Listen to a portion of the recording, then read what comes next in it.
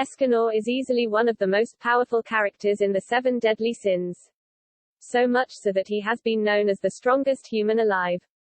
While Escanor was strong, he was also the last sin to join back the seven deadly sins.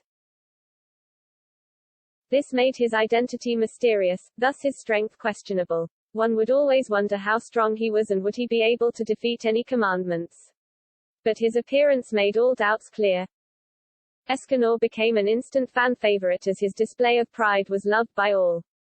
Now that the sins have finally come back together after quite a few years, they take part in the Holy War. During this war, Escanor is left vulnerable without his powers. But as he attempts a final push, Escanor faces death. In this article, we will go deep into the death of Lion's sin of pride, Escanor. The final arc of Seven Deadly Sins manga reveals a lot of innate secrets within the universe. One of them being about Mail and how he became Estarossa. Anyway, this becomes the turning point of the story, making foes allies. We expected some turning point at the end of the story but were left with heavy-hearted grief. Nevertheless, as Demon King finally takes over Zeldra's body, Elizabeth's curse gets reactivated. Seeing this, Meliodas is sure that Demon King is in their realm. So in order to defeat him, Meliodas and Elizabeth head towards the battlefield. Here they face the Demon King as he is taking over his second son's body. While the demon angel couple faces him, Escanor has his own ideas to help his friends. As he obtains the strength required for the battle, he heads towards his friends to take part in his final bout.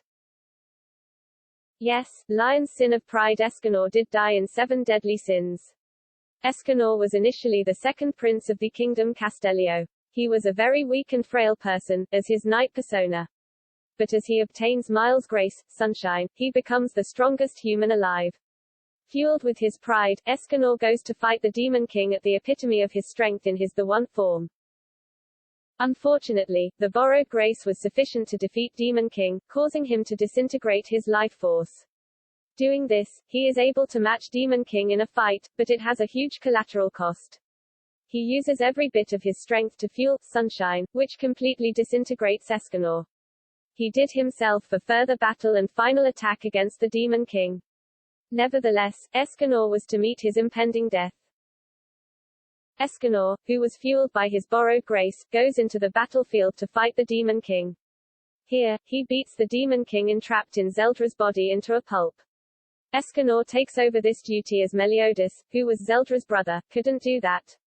During the fight, Escanor makes use of the One form to go toe-to-toe with the godly being. Nevertheless, he was still falling a bit short to defeat him. So, Escanor decides to activate his ultimate form. This is an even stronger form to the One. The toll for engulfing this form is that it sets one's body ablaze. For this, the body starts using the Escanor's life force as its fuel. As he takes up this form, Escanor takes the upper hand in the fight. But Meliodas tries to stop him, as this form would lead to him harming himself. The truth is, it was already too late for Escanor, whose body was already way past its limit. He has been using godly powers for a long time that his body is just too weak to handle.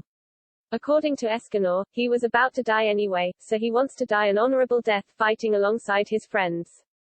As Seven Deadly Sins are able to perform a final attack against the Demon King, they are successful.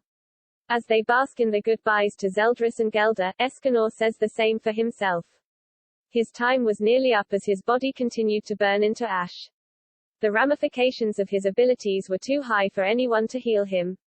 Also, this time, unlike other times, we do not see the character get revived back to life. Escanor's body had burned to a point where it started to disintegrate. Escanor declares how he had no regrets in his life, and he was glad that he could fight alongside them. He gives a few last words to each of his friends. He tells Gauther how he was his best confidant while also wishing Diane and King happiness in their future.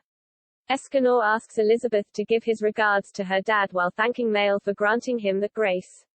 Lastly, he recommends Ban to loosen the drinking and expresses his gratitude towards Meliodas for being his friend. At the very end of his life, Escanor confesses his love towards Merlin. He thanks Merlin for connecting with him, unlike other people who discriminate against him for his frailness. Merlin feels that she was being given too much credit as she only found him to be a fascinating test subject. Nevertheless, Escanor was happy with this as he was able to at least exist in some corner of Merlin's heart.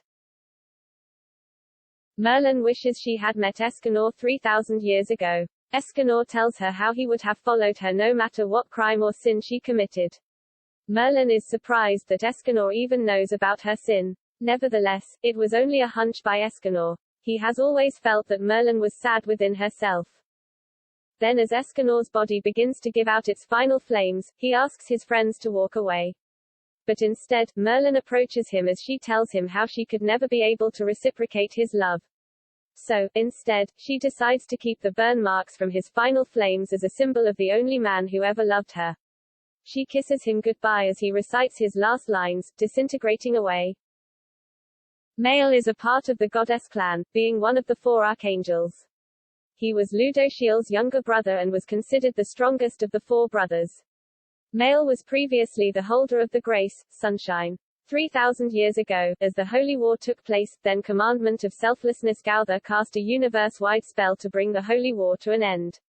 This spell affected everyone as each one of the demons and angels came under its effect. The spell made everyone believe that Mael, one of the 4 archangels, was the second son of the demon king. Thus Mael came to be known as Estarossa, the commandment of love. This was done by Gauther to bring in a balance in the universe. Meliodas had betrayed the demons and sided with Elizabeth, which caused distortion. Therefore he sent over an angel to demons' side to balance it out, thus altering the memories of every existing being.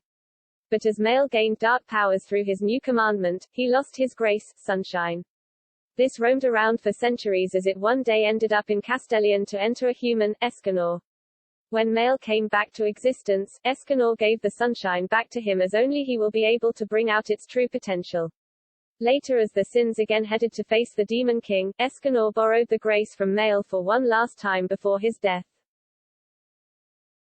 After he got Mael's grace, sunshine, Escanor traveled from town to town, helping whosoever was in need. But one day, as he helped some townfolk from a demon, he wreaked havoc in the village.